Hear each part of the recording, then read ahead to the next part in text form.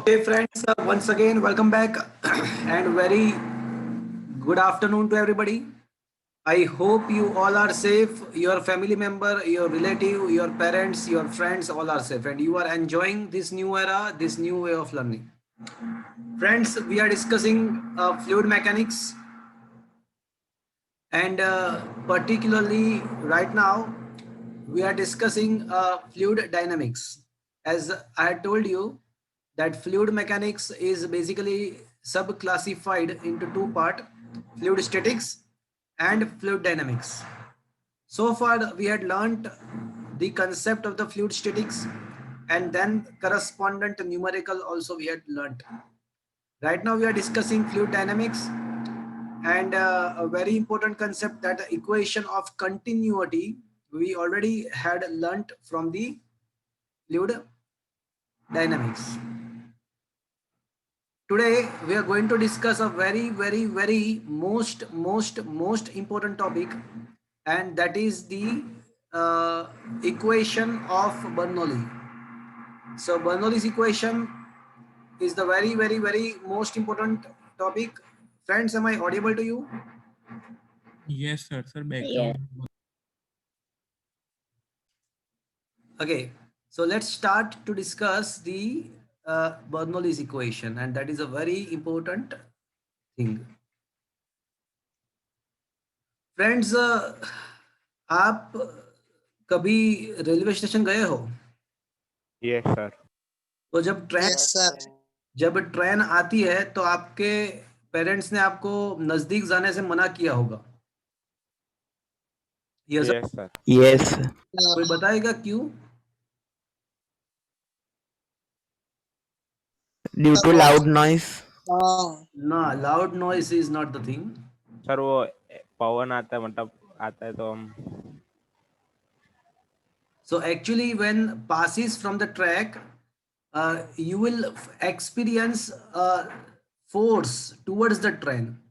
Friends, ऐसा होता है कि बहुत स्पीड से अगर ट्रेन जाती है ना, तो क्या होता है कि आप ट्रैक के तरफ पीछे से आपके ऊपर एक एयर का धक्का लगेगा, और इट में possible that you will go, you experience the forces towards the track and you will fall down inside the track.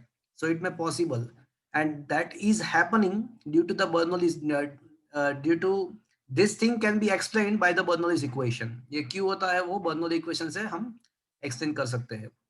तो कोई भी स्पीड से कोई अगर ऑब्जेक्ट जाती है तो क्या होता है कि वहां पे उस तरफ फोर्स क्रिएट होता है. क्यों, उसका रीजन आपको इस ये टॉपिक के बाद समझ में आ जाएगा.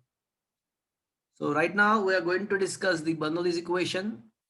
क्या आपके ये मोबाइल के स्क्रीन के अंदर क्या आपको ये दिख रहा है? ये फिगर दिख रहा है Yes, friends आपको? yes, sir. Okay. So Bernoulli's equation is actually a consequence of the energy conservation. वो और कोई नया इक्वेशन नहीं है, या it is not the fundamental rules. It is derived from the conservation of energy. We are going to apply a work energy theorem here.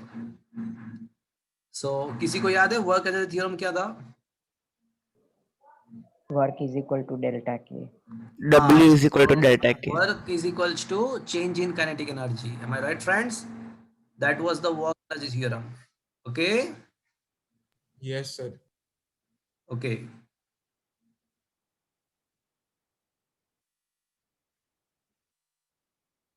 तो ये जो बर्नौली इक्वेशन है ना, वो हम एनर्जी कंजर्वेशन से प्रूव कर सकते हैं. तो लेट्स प्रूव दिस. चलो फ्रेंड्स, आप देखो, एक फिगर आपको दिख रहा है, एक पाइप है. आपको ये पता होगा कि electric current is always flow from Conductor. Negative to positive terminal. No, high potential to low potential. Electric current जो होता है ना, वो हाई पोटेंशियल से Posi- पोटेंशियल फ्लो होता है. Okay. Electric current always flow from high potential to low potential. Okay, let me change the place. So electric current is always flow from high potential to low potential. Heat current is always flow from high temperature to low temperature. And similarly fluid का जो flow है ना वो always होता है high pressure to low pressure. तो यहाँ पे आप एक यहाँ पे एक आपको एक फिगर दिख रहा है. तो यहाँ पे है ना एक हमारे पास एक ट्यूब है और इसके एक एंड पे क्रॉस सेक्शन पे प्रेशर मान लो कि P1 है, दूसरे एंड पे क्रॉस सेक्शन पे मान लो कि प्रेशर P2 है. And will assume that P1 is larger than P2. तो क्या होगा friends? Fluid will flow from P1 to P2. P1 to P2. मैं ऐसा मान लेता हूं कि P1 पे प्रेशर ज्यादा है, P2 पे कम है, तो fluid will flow from P1 to P2. Is that clear friends? Yes, sir. Okay. तो मैं एक काम करता हूं, यहाँ पे ऐसा मान लेते हैं कि भाई ये जो क्रॉस सेक्शन है वहां पे प्रेशर P1 है, वहां पे उसका क्रॉस सेक्शन एरिया है और वहां पे जो फ्लूइड का वेलोसिटी है ना वो V1 है. उसका ग्राउंड से हाइट जो है ना वो h1 है. ग्राउंड से उसका जो हाइट है वो h1 है. Okay, is it okay? Yes. Okay. और दूसरा वाला जो क्रॉस सेक्शन है वहां पे क्रॉस सेक्शन A2 है, प्रेशर P2 है, वेलोसिटी मान लो कि वहां पे V2 है फ्लूइड का. यहाँ पे जो वेलोसिटी है वो V1 है, यहाँ पे वेलोसिटी V2 है. राइट? ऐसा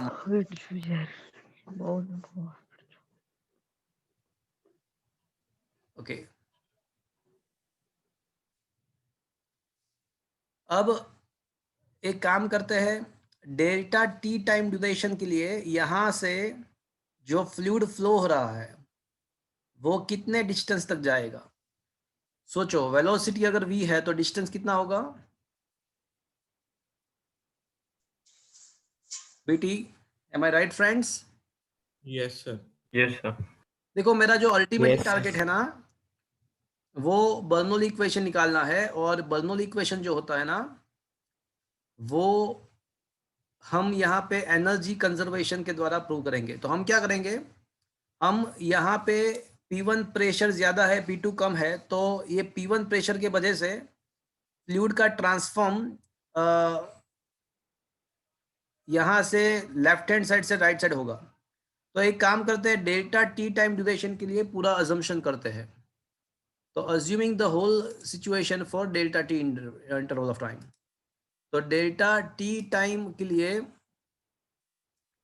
जो लेफ्ट हैंड साइड जो क्रॉस सेक्शन है वहां पे वेलोसिटी V1 है. तो can anybody tell me how much the distance traveled by the fluid when it is passing from the delta t time interval for the cross section A1? तो A1 cross section P1 delta T. Very good. तो वो जो travel करेगा, देखो सबसे पहले हम करेंगे, अज्यूम करेंगे at a point B.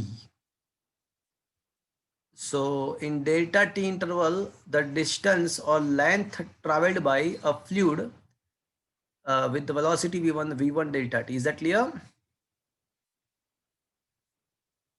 Is it okay? Yes, sir. Okay. तो डिस्टेंस मुझे मिल गया.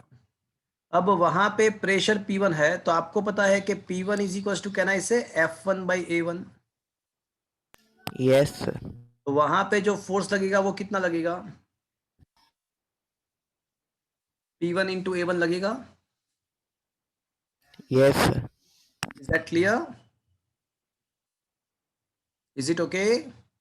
Yes, sir. Yes, sir. तो friends, how much the work? तो work done due to pressure P1. तो हमको पता है कि वर्क डन जो होता है ना that is equals to force into the displacement. Am I right friends? Yes, sir. Okay. तो यहाँ पे फोर्स कितना लग रहा है भैया? तो कैन आई से P1 P1 P1 A1. A1. And displacement कितना है भैया? V1 delta T. V1 delta T. V1 delta T. चलो, क्या ये चीज आपको समझ में आया भैया? Yes, sir. Yes, sir. So this is the work done at the cross section 1 from for the displacement B to C. Okay, चलो. बट फ्रेंड्स ये जो P1 प्रेशर है ना वो इस साइड लग रहा है, मतलब राइट साइड, बट जो P2 वाला जो प्रेशर है वो इस साइड लगेगा. देखो ये अगर कोई ट्यूब होती है ना तो यहाँ से प्रेशर इस साइड लगता है और ये वाला प्रेशर इस साइड लगता है. तो अब ये जो ट्रैवल करेगा तो वे अगेंस्ट द प्रेशर होगा क्या, in the direction of the pressure होगा, Direction of the right pressure. Side, right side का. Against the pressure. तो उसका वर्क मुझे पॉजिटिव लेना चाहिए या नेगेटिव लेना चाहिए? Negative. हाँ, तो अब देखो ये एट द पॉइंट बी जो है ना उसका तो खत्म हुआ. अब हम क्या करेंगे, will consider at point D. तो डी पॉइंट पे सोचो. तो वंस अगेन वहां पे पहले फोर्स फाइंड कर लेते हैं. तो pressure 2 is equals to force, वहां पे अज्यूम करो कि F2 है अपॉन A2. तो ये जो फोर्स है ना वो P2 इंटू A2 होगा. और वो कौन से डायरेक्शन में होगा भैया, ये F2 ये डायरेक्शन मतलब लेफ्ट हैंड साइड होगा. और डिस्प्लेसमेंट कौन सा डायरेक्शन में हो रहा है, डिस्प्लेसमेंट हो रहा है Negative. नहीं, फोर्स जो है ना, देखो प्रेशर जो होता है ना वो इस तरफ मतलब लेफ्ट हैंड साइड डायरेक्शन में लगता है, मतलब फोर्स भी लेफ्ट हैंड साइड लगेगा. बट हमको पता है कि भाई फ्लूइड तो कहाँ से कहाँ पे ट्रांसफर हो रहा है, तो बोले नीचे से ऊपर तरफ, मतलब फ्लूइड का जो ट्रांसफर हो रहा है वो तो राइट साइड ही हो रहा है. Is it clear? तो डिस्प्लेसमेंट एंड फोर्स दोनों ऑपोजिट डायरेक्शन में, that is why the work done is considered to be negative. चलो यहाँ पे डिस्प्लेसमेंट कितना होगा, फोर्स तो मिल गया. तो displacement d2 is equals to velocity into time. Is that clear? But वहां पे वेलोसिटी v2 है, टाइम इंटरवल तो हम डेल्टा t ही लेंगे. ओके, तो अब मुझे बताओ कि यहाँ पे वर्क डन कितना मिलेगा मुझे. तो बोले फोर्स इनटू डिस्प्लेसमेंट, फोर्स जो है वो P2 है P2 A2. And V2 delta D. But actually the work done is equals to 4FD cos theta. Force displacement into cos theta. यहाँ पे दोनों के बीच में डिस्प्लेसमेंट हो रहा है राइट साइड, फोर्स लग रहा है लेफ्ट हैंड साइड. तो what is the angle between them? 0. अरे अपोजिट डायरेक्शन में दोनों. तो 180. 180 cos 180 क्या होता है? -1. तो यहाँ पे नेगेटिव साइन क्यों आया, पता चला आपको? Yes, sir. Yes, sir. देखो लेफ्ट हैंड साइड में वर्क फाइंड करने के लिए नेगेटिव नहीं आएगा, बिकॉज वहां पे आपका प्रेशर भी जिस डायरेक्शन में लग रहा है उसी डायरेक्शन में डिस्प्लेसमेंट हो रहा है. Is that clear? चलो ये बात समझ में आया भैया?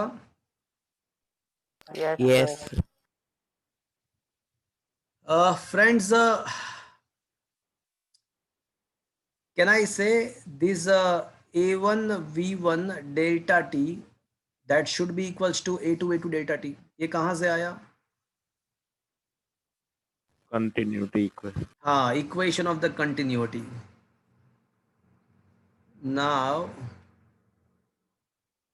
from equation of continuity I can say A1 V1 is equals to A2 A2 multiply both the side by delta T. So A1 V1 delta T is equals to A2 A2 delta T. Is that clear friends? Yes, sir. But friends आप सोचो ये v delta T जो है ना वो आपका length है और ये जो a है ना वो क्रॉस सेक्शन है. तो क्रॉस सेक्शन को अगर आप लेंथ से डिस्टेंस से मल्टीप्लाई करोगे तो आपको क्या मिलेगा, Volume. वॉल्यूम मिल जाएगा. तो it is a volume of a small segment, actually it is a volume of a small segment. So I will consider it is a delta v. So can I say it is a volume of a small segment, that's why it is considered to be a delta v, small volume. Is that clear? Yes, sir. Yes, sir. Okay. So I can say now I can say W1 जो होगा ना ये P1 into A1 V1 delta T delta V होगा. यहाँ पे P2 into delta V हो जाएगा A2 V2 delta T. तो W1 हो जाएगा आपका P1 delta V and Yes, sir. क्या हो जाएगा, वो क्या हो जाएगा बताओ मुझे. Minus P2 delta V. हाँ, माइनस P2 डेल्टा V. तो अब है ना मैं नेट वर्क फाइंड करूंगा. So net work done for this small segment, for this segment, तो W is equals to W1 plus W2. चलो यहाँ तक समझ में आया सबको? W1 क्या लिखना चाहिए मुझे? P1 delta P1 delta Yes, V. sir. Plus minus P2 delta V. तो can I say it is a P1 minus P2 into the volume? Yes, sir. तक समझ में आया? Yes, sir. ये प्रेशर डिफरेंस जो है ना, इसके द्वारा इतना वर्क हो रहा है, बट ये जो वर्क करेगा वो दो काम करेगा। ये जो वर्क डन हो रहा है वो दो काम करेगा। एक तो ये है ना काइनेटिक एनर्जी में चेंज करेगा, और दूसरा देखो हाइट भी चेंज हो रहा है। तो यहाँ पे काइनेटिक एनर्जी तो चेंज होगा, v1 है, v2 है वेलोसिटी, तो साथ में इसका हाइट भी चेंज हो रहा है। इसका मतलब क्या हुआ? पोटेंशियल एनर्जी में भी चेंज हो रहा है। तो ये जो वर्क है ना वो दो काम करता है, एक तो काइनेटिक एनर्जी में वेरिएशन करेगा, पोटेंशियल एनर्जी में भी वेरिएशन करेगा। So according to the conservation of energy, whatever the work is done by this pressure difference, will do two things. It will change the potential energy of the system as well as kinetic energy of the system. किसी को कुछ पूछना है? No, sir.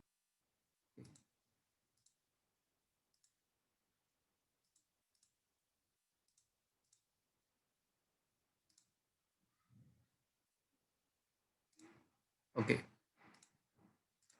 तो अब क्या है कि हम इसको वर्क को क्या कर सकते हैं, पोटेंशियल एनर्जी के वेरिएशन के साथ एंड काइनेटिक एनर्जी के वेरिएशन के साथ कंपेयर कर सकते हैं। So whatever the work is done due to the pressure difference will do two thing. It will change the kinetic energy of the fluid as well as the potential energy of the fluid. तो kinetic energy का change कितना होगा? तो बोले half m v2 square minus v1 square. And potential energy का change कितना होगा? तो बोले पहले हाइट h1 है और फिर हाइट जो है ना वो h2 हो रहा है। So what is the change in the potential energy? तो mg h2 minus mg h1. तो can I say it should be equals to mg h2 minus h1. Is that clear? Is it okay? Yes, sir. Yes, sir. Yes, sir. Okay.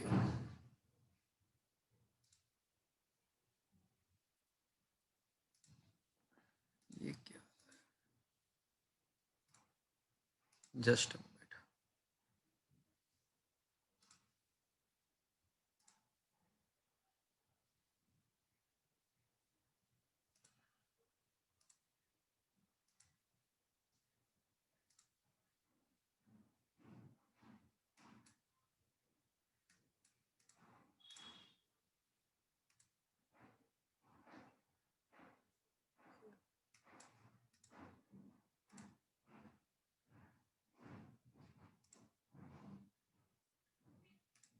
Okay.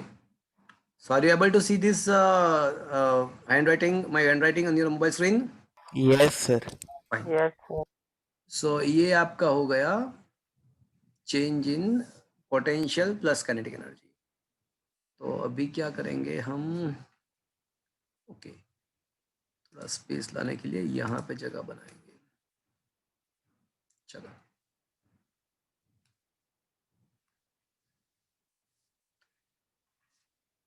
अब net work done क्या है? तो बोले P1 minus P2 into delta V is equals to half m v2 square minus v1 square plus mg h2 minus h1. Is that clear?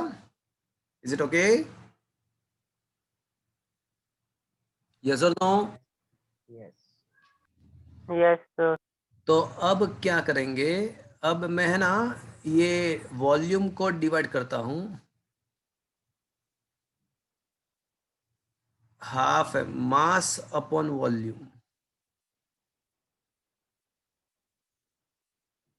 Mass upon volume. तो friends आपको क्या मिलेगा? Density. Density मिल जाएगा। तो कैन आई से आप दो चीज कर सकते हैं, या तो फिर आप m के बदले डेंसिटी इनटू वॉल्यूम लिख सकते हो, या फिर मैंने क्या किया, मास दोनों साइड मैंने डेल्टा भी मतलब वॉल्यूम से डिवाइड कर दिया। तो आपको क्या मिलेगा भैया? डेंसिटी मिल जाएगा। Half rho V2 square minus V1 square plus rho G H2 minus H1. थोड़ा और सिंप्लीफाई करते हैं, P2 minus P1 minus P2 is equals to half rho V2 square minus half rho V1 square plus rho G H2 minus rho G H1. क्या ऐसा लिख सकते हो भैया? Is that clear? Yes, sir. Yes. अब आप एक काम करो, वन वाले टर्म को साथ में ले लो, वन वाले जितने भी टर्म्स है उसको साथ में ले लो, तो राइट साइड जो माइनस टर्म है वो लेफ्ट हैंड साइड आएगा, तो क्या हो जाएगा? Plus rho ji H1 plus half rho V1 square is equals to P2 plus rho ji H2 plus half rho V2 square होगा फ्रेंड्स। Yes, sir. तो ये जो है ना, इसी को बोलते हैं बर्नौलीज इक्वेशन, इसी को बर्नौली इक्वेशन बोलते हैं। तो P1 देखो फ्रेंड्स, आपको ये पता है कि अगर P1 V1 is equals to P2 V2 होता है तो आप क्या लिखते हो उसके बदले? You can write PV is equals to constant, am I right friends? Yes, sir. यहाँ पे भी वो अप्लाई कर सकते हैं, P1 plus rho ji H1 plus half rho V1 square is equals to P2 plus rho ji H2 is equals to plus half rho V2 square होता है, तो इसका मतलब कि ये P plus rho g H plus half rho V square is equals to constant, ऐसा भी आप लिख सकते हो। Is that clear?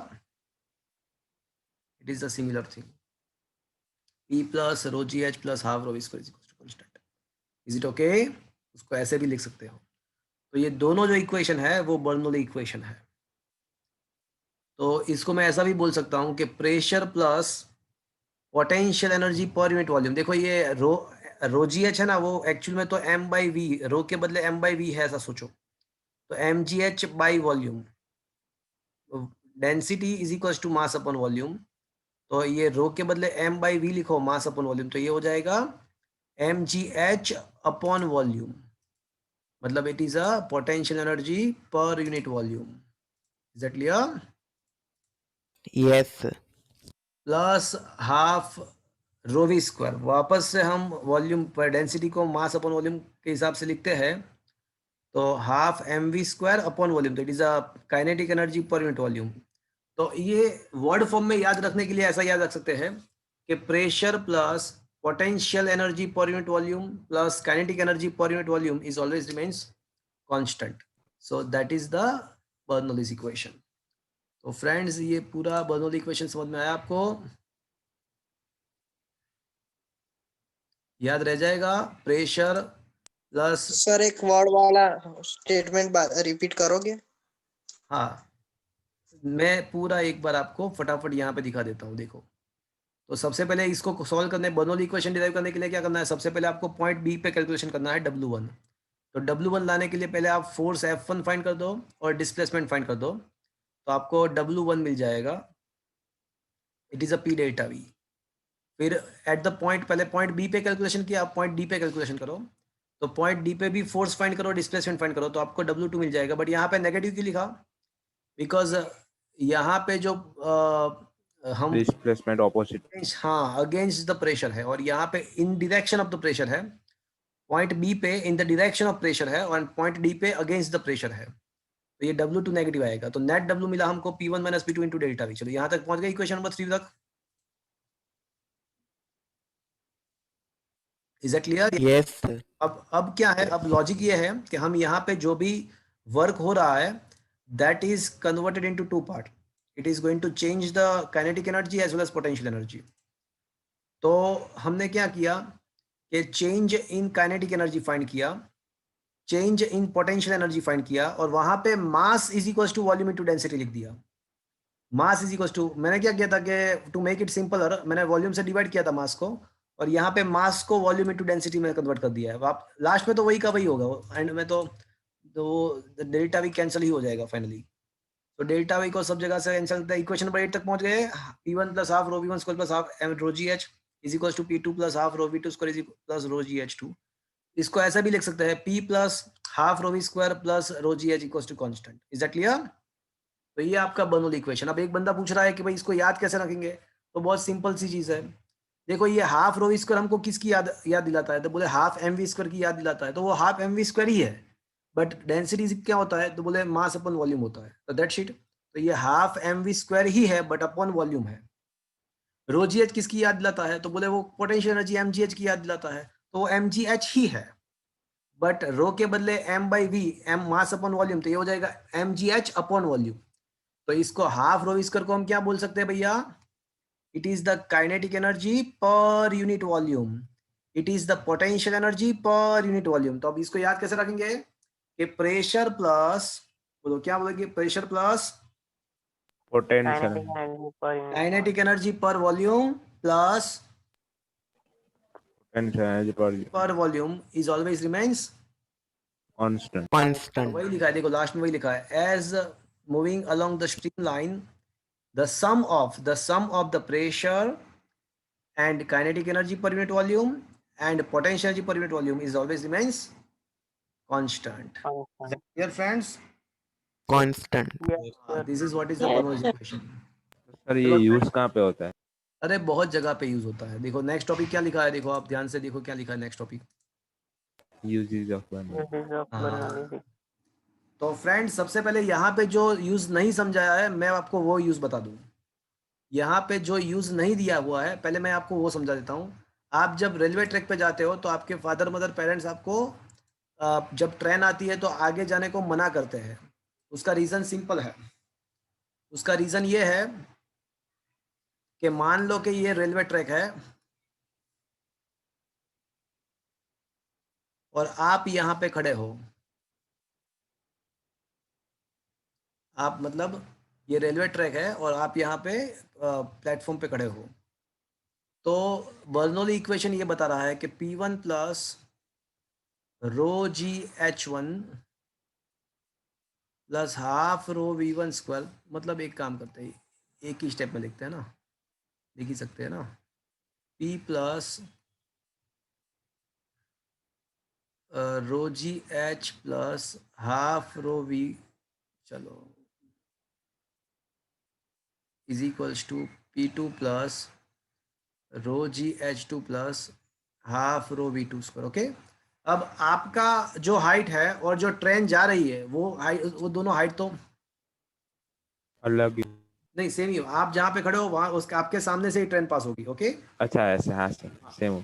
आप प्लेटफॉर्म पे खड़े हो और जो ट्रेन जा रही है वो भी आपके सामने से ही पास होगी, तो दोनों साइड दोनों देखो आपको दो पॉइंट कंसिडर करना है, एक आपकी पीछे का पॉइंट, आपके एग्जैक्ट पीछे का पॉइंट आपको कंसिडर करना है, और एक आपको ट्रेन जहाँ पे जा रही है वो पॉइंट कंसिडर करना है। वो दो पॉइंट आपको समझना है। दोनों पॉइंट का हाइट सेम ऐसा कह सकते हैं? यस और नो? Yes, sir. तो अब ये इक्वेशन किस में कन्वर्ट हो जाएगा? P1 plus half rho V1 square is equals to P2 plus half rho V2 square में कन्वर्ट हो जाएगा। तो can I say it is a P plus half rho V square constant? Sir आपकी sir आवाज। हाँ, just a moment friends. Okay, now it is clear? Is it clear now? Yes sir. Okay, so can I say yes sir, half rho V square is equals to constant? Yes yes sir, अब देखो मेरी बात ध्यान से सुनना, एक जो point है ना, देखो मेरे सामने देखो, मैं प्लेटफॉर्म पे खड़ा हूँ, एक जो पॉइंट है वो मेरे पीछे का पॉइंट आपको कंसीडर करना है, मेरे पीछे की साइड जो पॉइंट है वो कंसीडर, और एक जो है ना वो जहाँ से ट्रेन जा रही है, हमारे सामने से जो ट्रेन जा रही है वो पॉइंट कंसीडर करो। अब जब ट्रेन जाएगी तो वहां पे ट्रेन क्या करेगी कि जो उसके साथ जो एयर है उसको भी उसी वेलोसिटी के साथ फ्लो कराएगी। yes sir, तो जब ये ट्रेन जाएगी यहाँ से पास होगी तो क्या होगा कि वहां पे जो वेलोसिटी है ना, वहां पे जितने भी ये जो एयर पार्टिकल्स है उसका वेलोसिटी बढ़ जाएगा। yes sir, तो सोचो फ्रेंड्स कि जहां से ट्रेन पास होगा वहां पे वेलोसिटी बढ़ जाएगा। यस ये जो टर्म है उसका एडिशन तो कांस्टेंट रखना है, तो अगर वेलोसिटी बढ़ जाएगा तो वहां पे प्रेशर, दोनों का एडिशन आपको कांस्टेंट रखना है। तो वेलोसिटी इंक्रीज हो रहा है वहां पे जहां से ट्रेन जा रही है, प्रेशर डिक्रीज होगा। तो वेलोसिटी अगर इंक्रीज हो रहा है तो प्रेशर को कंपलसरी डिक्रीज होना ही पड़ेगा। डिक्रीज होना। then this terms remains constant. Am I right friends? Yes. Yes, sir. तो आपके पीछे जो एयर है वहां पे प्रेशर, और आप जहां से ट्रेन जा रही है वहां पे प्रेशर, तो जहां से ट्रेन जा रही है वहां पे प्रेशर कैसा हो गया एयर का? Decrease. Decrease हो हो गया। गया। और आपके पीछे जो एयर है उसका प्रेशर Increase. इंक्रीज तो नहीं, बट वो जो है वही रहेगा। हाँ मतलब वही रहे। तो दोनों के कंपैरिजन में पीछे की जो एयर है उसका प्रेशर ज्यादा है, आगे प्रेशर कम हो गया। जहां से ट्रेन जा रही है वो पार्ट पे प्रेशर कम हो गया। अब फ्लूइड का टेंडेंसी क्या होता है? It's always try to flow from high pressure High to low. High to low. High pressure to low pressure. तो आपके पीछे जो एयर है वो कहां पे जाने की ट्राई करेगी? आगे। आगे। जहां पे लो प्रेशर मतलब पीछे क्रिएट हुआ से। है, जहां पे लो प्रेशर क्रिएट हुआ है वो आगे जाने का ट्राई करेगा। तो आपको पीछे से क्या होगा? वो एयर का धक्का, आगे की तरफ फोर्स मिलेगा। Pseudo force हाँ, लगेगा। तो वो आगे की तरफ फोर्स मिलेगा, तो you will be get inside the track, inside the track. Is that clear friends?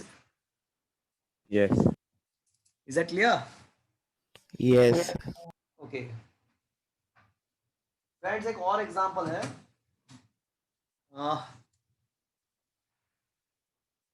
Okay मैं कल आपको एक और एग्जांपल इसका बताऊंगा, प्रैक्टिकल एग्जांपल बताऊंगा। बहुत मजा आएगा आपको। नेक्स्ट लेक्चर में मैं आपको बताऊंगा, उसके थोड़ा मुझे अरेंजमेंट करना पड़ेगा, वो कल नेक्स्ट लेक्चर में करके दूंगा आपको। तो मतलब एक सीधी सी बात ऐसी है कि जहां पे फ्लूइड का स्पीड बढ़ता है वहां पे उसका प्रेशर डिक्रीज। डिक्रीज होता है, और जहां पे डिक्रीज होता है तो जो अलग अलग पार्ट के जहां पे प्रेशर ऑलरेडी जो है वही है, तो वहां से वो फ्लूइड लोअर प्रेशर के पार्ट में आने का ट्राई करेगा। That is the rule. Is that clear? Yes. Apart from this practical example of Bernoulli's equation, we are going to discuss some more example like a venturimeter, spray pump, dynamic lift, and swing and spin bowling. तो ये सारे Bernoulli's equation के examples हैं। तो अब हम Bernoulli equation के कुछ एग्जाम्पल डिस्कस करने वाले हैं जो यहाँ पे दिए हुए हैं। तो नेक्स्ट क्वेश्चन। बट फ्रेंड्स, क्या आपको ये बर्नौली इक्वेशन वाला क्वेश्चन समझ में आया? That is 100% going to be asked in your examinations. ये 27 क्वेश्चन समझ में आया आपको? Yes, sir. Yes sir.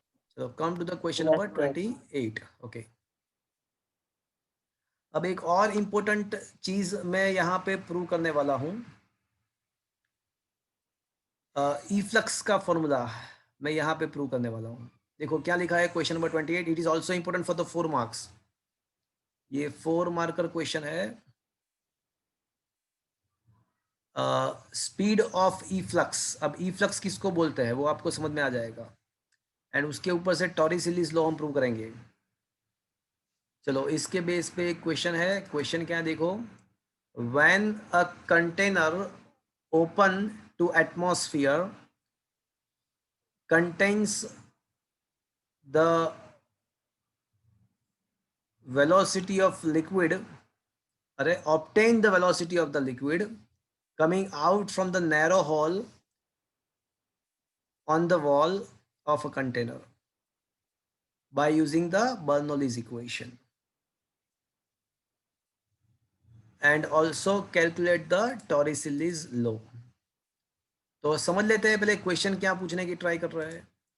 देखो क्वेश्चन क्या है कि भाई आपके पास एक कंटेनर है, ऊपर से ओपन है। ऊपर से ओपन है उसका मतलब क्या हुआ कि वो उसका ऊपर का पार्ट किसके साथ कनेक्शन में है? Atmosphere. एटमॉस्फेयर में। हाँ तो यहाँ पे एक क्लोज कंटेनर बताया हुआ है, आपको ऐसा मान के चलना है कि वो ओपन कंटेनर है। Okay okay Yes, sir. Yes sir. Okay fine. तो फ्रेंड्स यहाँ पे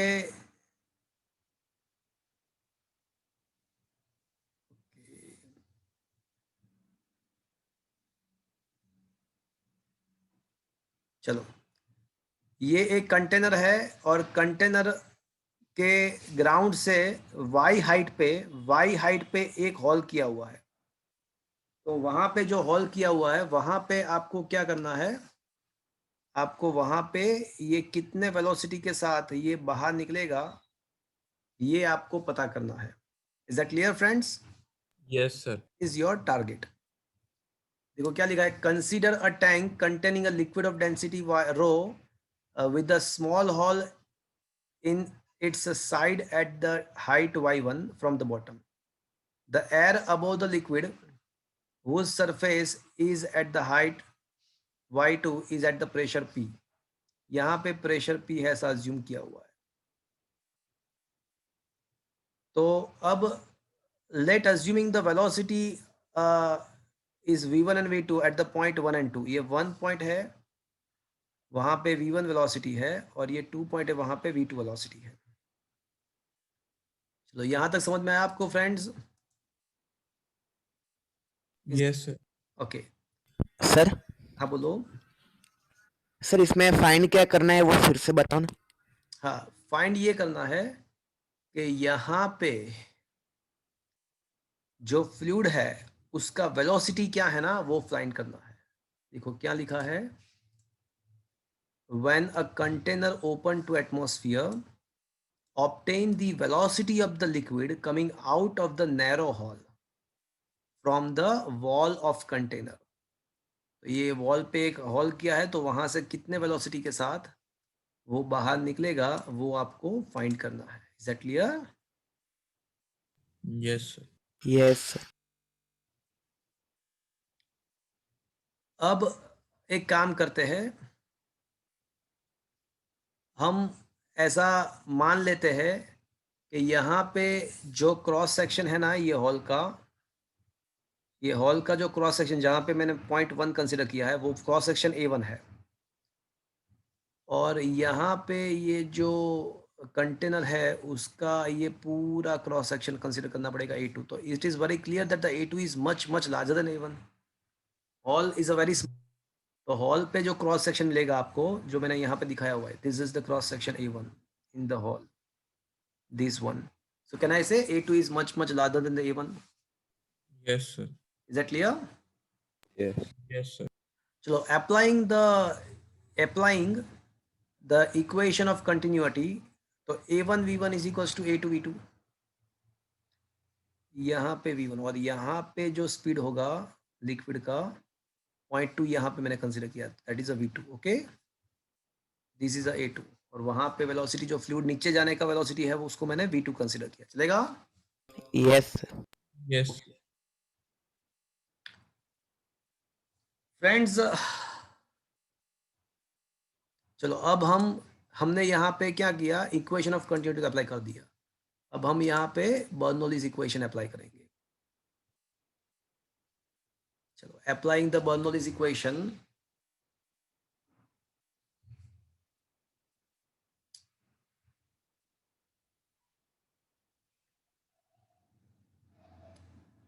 तो देखो, पहले तो हमने इक्वेशन ऑफ कंटिन्यूटी अप्लाई किया. A1 V1 is equals to A2 V2. तो V2 is equals to A1 V1 upon A2. But as I told you that A2 is much larger than A1, so I can say A1 is much smaller than the A2. तो friends, A1 upon A2 क्या होगा, almost क्या होगा, ये 0 होगा, tense to. Yes sir.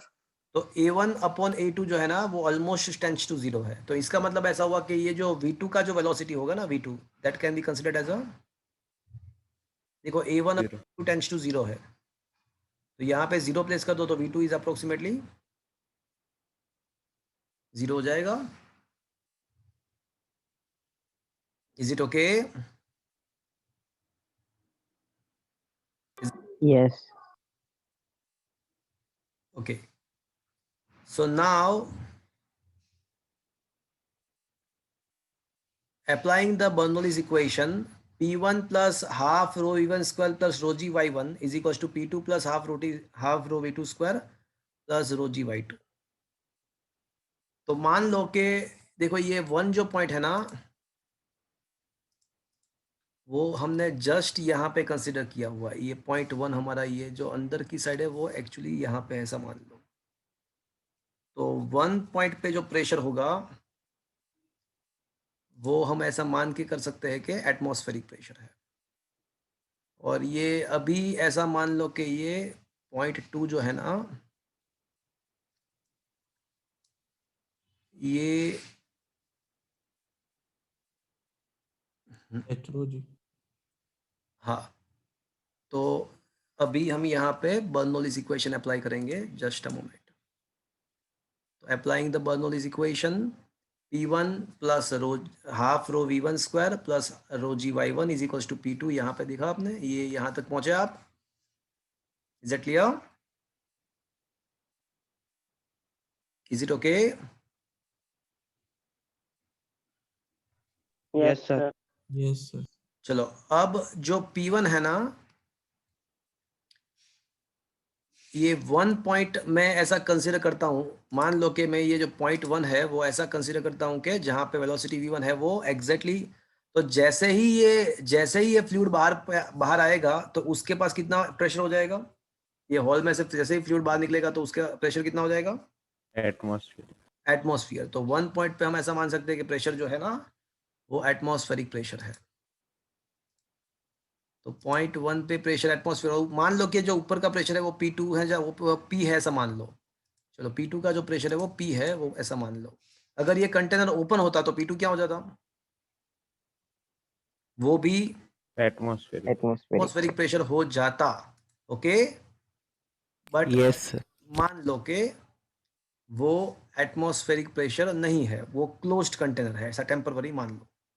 अगर वो open होता तो क्या होता? तो वो भी P एटमॉस्फेयर ही हो जाता। तो अभी एक क्लोज्ड कंटेनर है ऐसा मान के चलते हैं, तो वहां पे उसका प्रेशर P है ऐसा मान लो। चलो, तो अब क्या होगा? अब ये होगा कि आपका जो P1 है वो PA हो जाएगा, half rho V1 square plus rho GY1 बराबर है P2 P है ऐसा मान लेते हैं, प्लस ये जो अभी हमने डिस्कस किया कि V2 टेंस टू क्या हो जाएगा? V2 is almost tense to 0, तो प्लस रो GY2। तो फ्रेंड्स, अब मेरा अल्टीमेटली जो टारगेट है ना वो V1 फाइंड करना है, बिकॉज वो हॉल में से कितना, हॉल के अंदर से कितना वेलोसिटी से वो बाहर निकल रहा है ऑब्जेक्ट, वही तो मुझे फाइंड करना है। तो हाफ रो V1 को स्क्वायर को सब जगह इक्वेशन बनाते हैं, तो that will be equals to P minus P atmosphere plus rho G, can I say Y2 minus Y1। Is it clear? Is it okay? Yes. अब मान लो कि ये y2 माइनस y1 जो है ना वो h है, ऐसा मान लो कि उसका जो डिस्टेंस डिफरेंस है ना वो h है, y2 माइनस y1 जो है ना वो h है, ऐसा मान लो। तो half rho V1 square is equals to P minus PA plus rho GH। तो V1 square is equals to 2 by rho into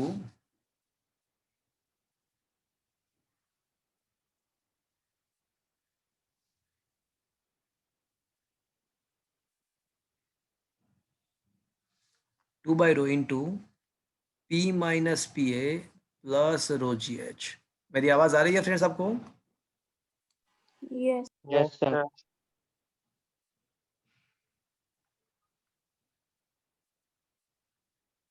Okay, so this is the equation of the velocity, इसको equation of efflux भी बोलते हैं।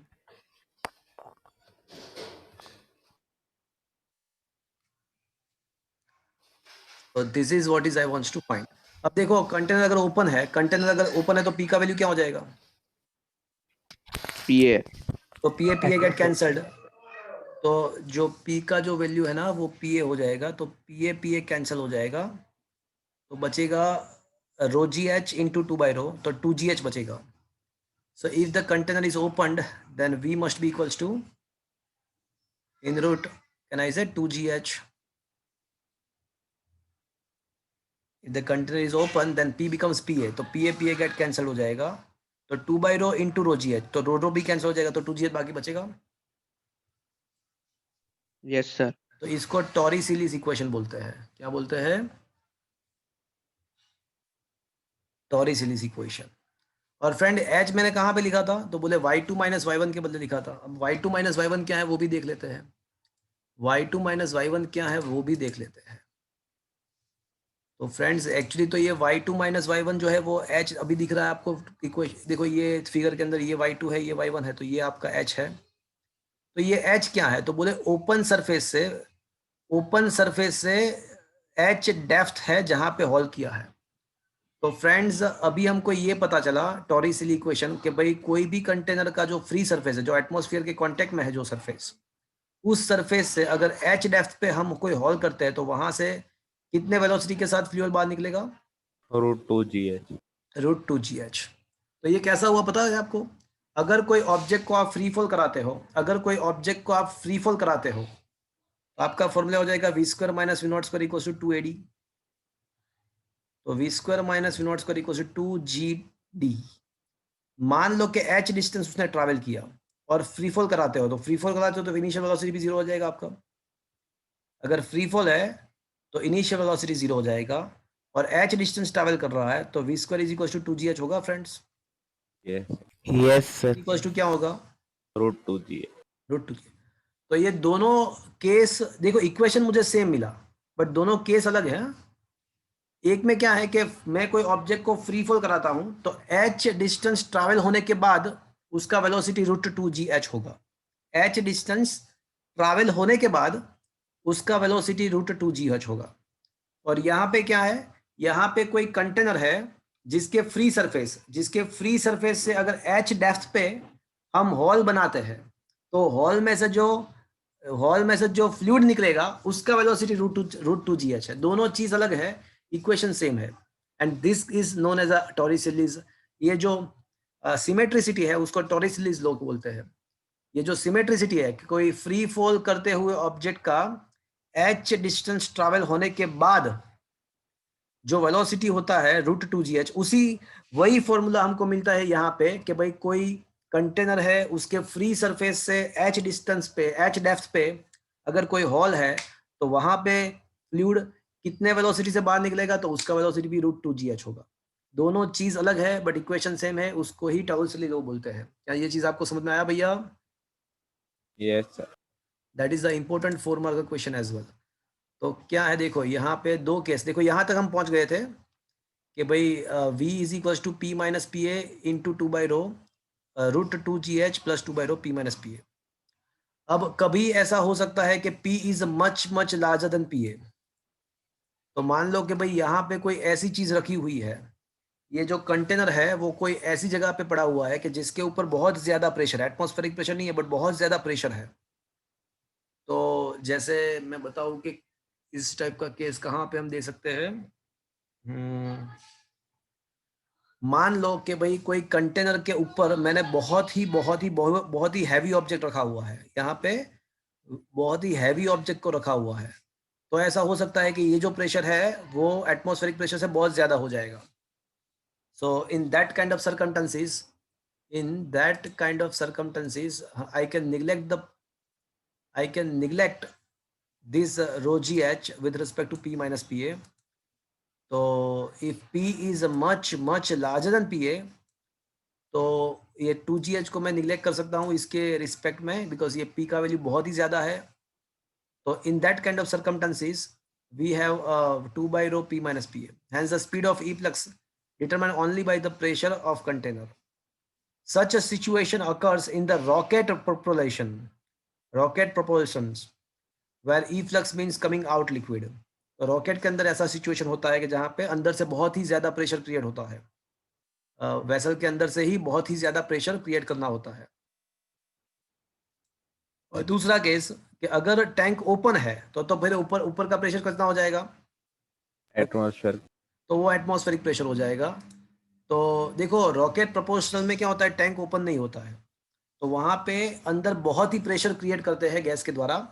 और ये तो फिर equation number 1 apply होगा।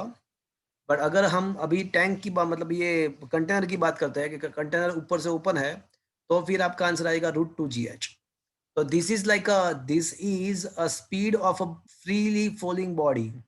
सो this equation is known as a Torricelli's equation. चलो, तो ये चीज पूरा समझ में आया फ्रेंड्स आपको? यस। Yes sir. एक बच्चे ने क्वेश्चन पूछा है सर ये केस वन टाइम कर दो। फिर हाँ, क्वेश्चन 1 फिर से समझो, ऐसा बोल रहे हो? क्या बोल रहे Yes, sir. हाँ, तो देखो हमको ये फॉर्मूला मिला हमको यहाँ पे। अब ये जो फॉर्मूला है ना, वहाँ पे P क्या है, तो बोले P तो कंटेनर के अंदर से जो प्रेशर क्रिएट हो रहा है ना, वो है प्रेशर है। तो रॉकेट के अंदर क्या होता है कि जहाँ पे फ्लूइड का कंबशन जो होता है, वो चैम्बर जो होती है ना, उसके अंदर बहुत सारा प्रेशर होता है। तो मतलब रॉकेट के अंदर ये जो टैंक है जो फ्लूइड से भरी पड़ी है, ये जो टैंक है जो फ्लूइड से भरा पड़ा है, तो वहाँ पे बहुत सारा प्रेशर होता है। तो इन that kind of circumstances the P is much much larger then PA, so P minus PA is very very much large. तो ये बहुत ही ज्यादा हो जाएगा। तो इन दैट काइंड ऑफ सर्कमस्टेंसेस ये जो 2GH वाला जो फॉर्मूला 2GH होता है ना, वो हम निग्लेक्ट कर सकते हैं, because P minus PA is very much large. तो in that kind of situation this will be neglected, and the formula for the efflux, जो फ्यूल बाहर निकलेगा रॉकेट के अंदर कंबशन के बाद जो गैस बाहर निकलेगी, तो उसका ये फॉर्मूला रहेगा P minus PA upon rho into 2। तो दैट इज अ केस 1। तो जब कोई रॉकेट आप कभी कभी आकाश में देखते हो, तो रॉकेट जाता है तो कुछ फ्लूइड वहां से बहुत ही वेलोसिटी के साथ बाहर निकलता है। इसका वेलोसिटी इस इक्वेशन से द्वारा हम निकाल सकते हैं। और दूसरा केस क्या है कि भाई मान लो कि रॉकेट का कोई टैंक नहीं है, ये जस्ट ओपन कंटेनर है, तो ओपन कंटेनर के लिए आपका फॉर्मूला हो जाएगा √2GH। क्यों? बिकॉज ओपन कंटेनर है तो ऊपर का प्रेशर एटमॉस्फेरिक प्रेशर जितना हो जाएगा। Is that clear? Yes, sir.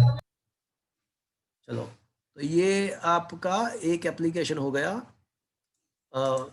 ये बर्नौलीज इक्वेशन का। तो अब दूसरा एप्लीकेशन वेंचुरी मीटर है। मैंने बताया कि बर्नौली इक्वेशन के 3-4 एप्लीकेशन है, venturi meter, spray pump, dynamic lift and spin ball. तो one by one this are the applications we are going to study in the next lecture. वो चारों application discuss करने वाले हैं, बट कुछ numericals जो है बर्नौलीज इक्वेशन के बेस पे, वो पहले हम डिस्कस कर लेते हैं। चलो, तो आज मैंने 2 थ्योरी आपको सिखाई। एक जो था वो बर्नौली इक्वेशन था, और दूसरा ईफ्लक्स का फॉर्मूला था। दोनों इंपॉर्टेंट 4 मार्कर क्वेश्चन है। एंड इलस्ट्रेशन हमने कहां तक 6 तक किए थे? My right friends? यस और no? Yes, sir. Yes, sir. So let's come to the question number 7। क्या आपको ये क्वेश्चन नंबर 7 दिख रहा है आपके मोबाइल के स्क्रीन पे? Yes, sir. ओके, क्या लिखा है? The flow of a blood in large artery of an anesthetized dog is diverted through a venturi meter. The wider part of the meter has a cross section area equals to that of the artery, that is 8 millimeter square. The narrower part has an area of a 4 millimeter square. The pressure drop in the artery is 24 Pascal. What is the speed of a blood in the artery? चलो, तो question ऐसा है कि यहाँ पे 2 cross section है। Flow of blood in the large artery of anesthetized dog is diverted through a venturi meter. मतलब dog में से क्या किया है कि भाई आर्टरी में से उसको वेंचुरी मीटर में ले गए हैं। Wider part of the meter has a cross section area equals to the artery. तो आर्टरी का जो क्रॉस सेक्शन एरिया है वही वाइडर पार्ट का एरिया है। तो वाइडर पार्ट को A2 बोलते हैं। तो A2 का जो एरिया है ना वो 8 मिलीमीटर स्क्वायर है, एंड जो A1 जो है ना वो 4 मिलीमीटर स्क्वायर है, ऐसा दिया हुआ है। Okay, the pressure drop in the artery is 24 pascal. तो यहाँ पे ऐसा दिया हुआ है, ऐसा दिया गया है कि भाई जो प्रेशर ड्रॉप हो रहा है, मतलब प्रेशर डिफरेंस जो है ना वो 24 पास्कल है। तो मुझे क्या करना है कि मुझे speed of blood in the artery find करना है। ओके फाइन, तो सबसे पहले एक काम करते हैं। आर्टरी जो है ना वो वाइडर पार्ट है, तो मतलब वाइडर पार्ट का वेलोसिटी मतलब V2 फाइंड करना है। तो क्या मैं पहले तो मैं ये कर सकता हूँ A1 V1 is equals to A2 V2 कर सकता हूँ पहला पे। Is it okay? Is it okay? Yes sir. चलो Yes, sir. तो अगर कहीं पे जरूरत होगी तो V1 के बदले में क्या लिख सकता हूँ? A2 V2 अपॉन A1 लिख सकता हूँ। Yes sir. Okay fine. तो A2 तो A2 का जो वैल्यू है ना वो तो क्या है 8 मिलीमीटर स्क्वायर, A1 जो है ना वो 4 मीटर। तो can I say if anything is required then I can write V1 is equal to 2V2। Is that yes sir. Up to this point? चलो ये मैंने इक्वेशन ऑफ कंटिन्यूटी अप्लाई कर दिया, मैंने है ना इक्वेशन ऑफ कंटिन्यूटी अप्लाई कर दिया। अब देखो आर्टरी का वेलोसिटी मुझे फाइंड करना है। I wants to find the velocity of the blood in the artery, और आर्टरी का जो क्रॉस सेक्शन एरिया है वो कितना है, तो बोले वाइडर पार्ट जितना। तो the wider part of meter venturi meter is as a cross section equals to the artery. मतलब आर्टरी का वेलोसिटी फाइंड करना मतलब वाइडर पार्ट का वेलोसिटी फाइंड करना, मतलब वाइडर पार्ट का वेलोसिटी मतलब क्या फाइंड करना, मतलब V2 फाइंड करना। तो मुझे V2 चाहिए। अब I am applying the Bernoulli's equation P1 plus half rho V1 square plus rho GH1 is equal to P2 plus half rho V2 square plus rho GH2। यहाँ पे ऐसा मान के चलेंगे कि दोनों का हाइट, वेंचुरी मीटर जो होता है ना वो एक ही हाइट पे होता है। वेंचुरी मीटर अभी हमने सीखना बाकी है, बट वो एक ही हाइट पे वाइडर एंड उसका वाइडर एंड नैरोअर पार्ट एक ही हाइट पे होता है। तो मतलब H1 एंड H2 क्या हो जाएगा, सेम हो जाएगा, तो वो कैंसिल हो जाएगा। Is that clear? Yes. Yes, sir. अभी मेरा जो टारगेट है वो क्या है, तो बोले V2 फाइंड करना। तो हाफ रो V2 स्क्वायर को सब जगह इक्वेशन बनाओ तो क्या आ जाएगा आपका, half rho V1 square plus can I से P1 minus P2। Is that clear? Yes. Okay.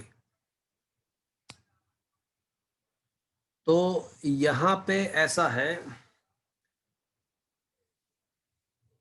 Actually, अभी एक स्टेप मुझे और करना होगा। जहाँ पे वेलोसिटी ज़्यादा होगा वहाँ पे प्रेशर कम होगा। कम होगा। तो मुझे सोच के बताओ कि P1 ज़्यादा होगा या P2? P2 ज़्यादा होगा।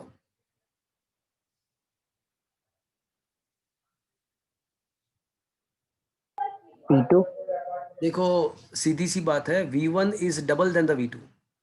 तो V1 का वैल्यू ज़्यादा है मतलब P1 कम रहेगा, P1 कम रहेगा मतलब P2 ज़्यादा रहेगा। तो हमको ये प्रेशर डिफरेंस जो दिया हुआ है ना, तो हम दो चीज़ सोच सकते हैं, या तो P1 माइनस P2 24 ले सकते हैं या तो P2 माइनस P1 24। अब आपको सोचना है कि किसको 24 लेना है। वो सोच के बताओ मुझे, P1 माइनस P2 24 आएगा या P2 minus P1? P2 minus P1। Exactly जहाँ पे वेलोसिटी ज़्यादा होगा वहाँ पे प्रेशर कम रहेगा, मतलब P1 कम रहेगा। तो ये हमको P2 माइनस P1 दिया हुआ है। Is that clear friends? Yes. तो अब हमारा जो टारगेट है वो तो V2 फाइंड करना है। तो half rho V2 square is equals to, चलो और एक काम कर सकते हैं, एक काम और कर सकते हैं, इसको ऐसे ही रहने देते हैं। तो P1 plus half rho V1 square is equals to P2 plus, चलो मुझे ये बताओ कि V2 के बदले में क्या लिख सकता हूँ, सॉरी V2 तो V2 ही रहेगा, V1 के बदले मुझे क्या लिखना चाहिए था? 2V2. हाँ V1 के बदले मुझे लिखना चाहिए था 2V2 फैक्ट, बिकॉज मेरा अल्टीमेटली जो टारगेट था ना वो V2 फाइंड करना था ना। तो ये हो जाएगा P1 प्लस, चलो ये 2V2 द होल स्क्वायर का मतलब 4V2 स्क्वायर हो जाएगा। तो 4V2 स्क्वायर बाई 2, तो क्या बचेगा यहाँ पे, 4V2 square. नहीं by 2, 2V2 sir. P2 plus half rho V1 V2 square. अब देखो अब हो जाएगा 2V2 square 2V2 square minus half rho V2 square, 2 rho V2 square minus half rho V2 square is equals to P2 minus P1 हो गया। ये चलेगा अभी? तो 2 माइनस हाफ मतलब क्या हो जाएगा, 2 रो V2 स्क्वायर कॉमन, तो 2 माइनस हाफ मतलब क्या रहेगा, 3/2। एंड इज इक्वल्स टू 24 लिख दो, P2 माइनस P1 चलेगा? यस। Yes, sir. Yes. तो V2 square is equals to 24 cross 2 divide by 3 into rho का वैल्यू हमको पता है कि 1.06 10⁻³ है। तो करो 22 4 8 8 3 16 डिवाइड बाई 1.06 करो ना, 16 डिवाइड बाई 1.06 ऐसा करो, 16 डिवाइड बाई 1.06 करो, 15.09 क्या रहा है 15.09 10⁻³ अब है ना, इसका स्क्वायर रूट नहीं निकलेगा, इसका स्क्वायर रूट निकल नहीं पाएगा। इसका स्क्वायर रूट निकालने के लिए पहले 10 का इवन पावर होना चाहिए, तो ये हो जाएगा 1.509 दैट इज 1.51 10⁻²। अब निकलेगा, चलो तो 1.51 का स्क्वायर रूट निकालो, 1.51 का स्क्वायर रूट निकालो, 1.228 1.228 मतलब 1.23 समथिंग 10⁻⁻1, तो ये हो जाएगा आपका 0.122 मीटर पर सेकंड, ऐसा कुछ आंसर आना चाहिए। सर 10⁻⁻1 कैसे आया? क्या बोल रहे हो? सर वो -1 कैसे आया वो पता नहीं चला। अच्छा देखो, चलो एक बार फिर से, चलो यहाँ तक समझ में आया आपको? Yes sir.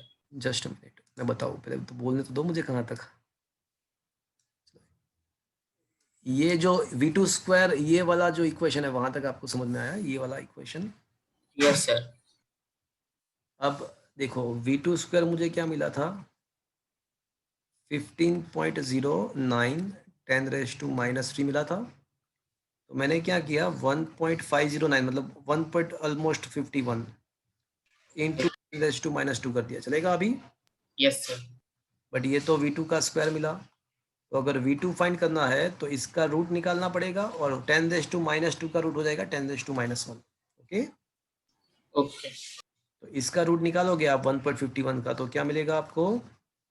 1.22 1.229 मतलब 23, और 10⁻⁻1 तो बचेगा क्या?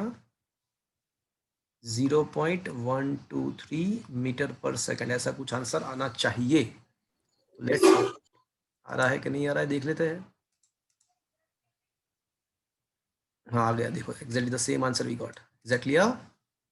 Yes sir. आया बात समझ में? Yes sir. Yes, sir. और यहाँ पे है ना, वाइडर एरिया को A1 बोला है एंड स्मॉलर को A2 बोला है, मैंने उल्टा किया था, तो मेरे लिए P1 माइनस P2 के बदले P2 minus P1 is equal to 24। यहाँ पे वाइडर को A1 बोला है, नैरोवर को A2 बोला है, चलेगा ना? तो मैंने V2 फाइंड किया, तो वहां पे V1 मिलेगा आपको। Is it clear? Yes sir. Yes, sir. उन लोगों ने, मैंने जो सोल्व किया था, तो इसके हिसाब से मेरा V2 का आंसर आया था, उन लोगों के हिसाब से V1 का आंसर आएगा। Is it clear? Yes sir. Yes, sir. Okay, yes question exercise के क्वेश्चन में एक आध एक्सरसाइज का भी क्वेश्चन हो सकता है according to Bernoulli's equation. Let's solve it.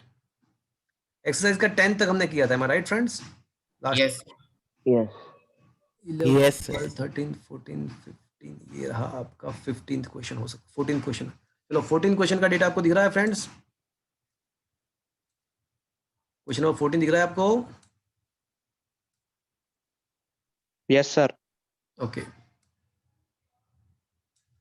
In a test experiment on a model aeroplane in the wind tunnel, the flow speed on upper and lower surfaces of a wing are 70 and 63. What is the lift on the wings? The area is this much. बहुत ही अच्छा question है friends. आपने कभी देखा होगा कि जो birds होते हैं, तो बर्ड्स ऊपर जाने के लिए उसके जो विंग्स होते हैं उसको थोड़ा बहुत ऊपर नीचे करके according to Newton's third law क्या करेंगे कि एयर को नीचे धक्का देंगे, तो एयर क्या करेंगे उसको ऊपर की तरफ। ऊपर. बट एक बार वो बर्ड जो है ना वो ऊपर चले गए, तो उसके बाद आपने देखा होगा कि वो कुछ भी नहीं करते तो भी ऐसे ऐसे घूम सकते हैं। देखा आपने कभी? Yes, sir. Yes. How is it Yes. Possible? ऐसा क्यों पॉसिबल है? ऐसा पॉसिबली वैसे अकॉर्डिंग टू द ग्रेविटी अगर वो बर्ड कुछ नहीं करते तो क्या होना चाहिए? नीचे आना। नीचे आ जाना नीचे आना चाहिए। है, बट आपने देखा होगा कैसा होता तो नहीं है। ऐसा क्यों? तो it is also according to the Bernoulli's equation. तो जनरली क्या होता है कि ऐसे जो बर्ड्स होते हैं या फिर एरोप्लेन के में भी ऐसा ही होता है कि भाई जो ऊपर का जो होता है ना वेलोसिटी, वो थोड़ा ज़्यादा होता है। ऊपर के पार्ट का वेलोसिटी फ्लूइड का ज़्यादा होता है, एयर का, नीचे का थोड़ा कम होता है। तो जहाँ पे वेलोसिटी ज़्यादा है वहाँ पे प्रेशर, अभी डिस्कस किया था ना, वेलोसिटी जहाँ पे ज़्यादा होगा वहाँ पे प्रेशर, बोलो, कम होगा। कम होगा। और प्रेशर कम होगा तो वहाँ पे क्या होगा कि सारे एयर लो प्रेशर पर जाने का ट्राई करेंगे। तो मतलब देखो, ये मान लो कि ये हमारा बर्ड है, तो ये कोई बर्ड है, तो उसके ये एरोप्लेन, तो उसके ऊपर का जो पार्ट है ना वहाँ पे वेलोसिटी ज़्यादा है, तो वहाँ से प्रेशर कम रहेगा। और जो नीचे का जो एयर है ना वहाँ पे प्रेशर ज़्यादा है। तो fluid is always try to flow from, high pressure to low pressure. तो नीचे का एयर कहाँ पे जाने का ट्राई करेगा? ऊपर। तो ये जो एरोप्लेन है या बर्ड है, तो उसको कौन सी तरफ किस साइड, किस तरफ फोर्स मिलेगा? ऊपर की साइड। ऊपर की तरफ। और अगर ये फोर्स और बर्ड का जो वेट है वो दोनों सेम हो जाएगा तो क्या हो जाएगा? They can be in the, equilibrium. तो अब पता चला आप how the bird can fly without doing anything. Yes sir. तो दिस इज द कंसेप्ट। तो मुझे अब ये अपवर्ड फोर्स फाइंड करना है। तो ये अपवर्ड फोर्स फाइंड कर सकते हैं हम सिंपली। तो देखो, मैं जो बोल रहा हूँ उसको ध्यान से सुनना। अब 5 मिनट वेट कर जाओ, खत्म हो जाएगा लेक्चर। सबसे पहले हम अप्लाई करेंगे Bernoulli's equation, P1 plus half rho V1 square is equals to P2 plus half rho V2 square. मैंने रो जी H1 रो जी H2 निकाल दिया। क्यों? बिकॉज ये जो एरोप्लेन या बर्ड है तो ग्राउंड से उसके लोअर विंग का हाइट एंड अपर विंग का जो हाइट होता है ना, वो कुछ बहुत ज़्यादा डिफरेंस नहीं होता है। ग्राउंड से lower wing and upper wing जो है ना, उसके डिफरेंस में कुछ ज़्यादा नहीं होता। Is that clear? तो H1 and H2 can be considered to be almost similar. Is that clear? Yes. तो वो कैंसिल हो जाएगा। तो अब मैं क्या करूँगा, हमको यहाँ पे मुझे है ना प्रेशर डिफरेंस फाइंड करना है। तो P2 माइनस P1, बिकॉज नीचे का प्रेशर ज़्यादा है, ऊपर का कम है। तो P2 minus P1 is equals to half rho V2 square minus V1 square. Half rho का वैल्यू आपको दिया हुआ है 1.3। अब V2 स्क्वायर जो है ना वो 70 स्क्वायर, V1 जो स्क्वायर है ना, P2 minus P1 is equals to half rho V1 square minus V2। And V1 जो है ना वो 70, ऊपर का 70 है, नीचे का 63 है। Is that clear friends? Is that clear? ऊपर pressure P1, velocity pressure P2, velocity V2। चलो, ये 70 का स्क्वायर क्या होता है भैया? करो तो जरा। 4900 होगा। 63 का स्क्वायर क्या यस होता है? सर। यस। 63 का स्क्वायर क्या होता है? बोलो। 3969। 3969। अब 4900 में से 3969 को सब्ट्रैक्ट करो। 931। Into 1.3 divide by 2।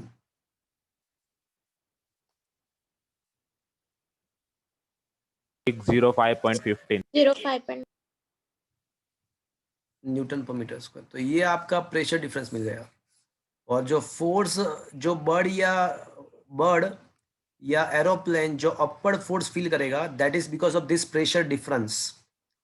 तो आपको पता होगा कि pressure is equal to force upon area. तो force is equal to pressure into area. But यहाँ पे फोर्स प्रोड्यूस होने के लिए प्रेशर रिस्पॉन्सिबल नहीं है, प्रेशर डिफरेंस रिस्पॉन्सिबल है। तो difference in the pressure into area. तो that will be a 605.15 into the area. Area आपको दिया हुआ है 2.5 मीटर स्क्वायर, तो इनटू 2.5 कर दो तो आपको फोर्स मिल जाएगा। कितना है देखो तुम, 605.15 इनटू 2.5, 1 to 10.3 1 to 10.3 न्यूटन।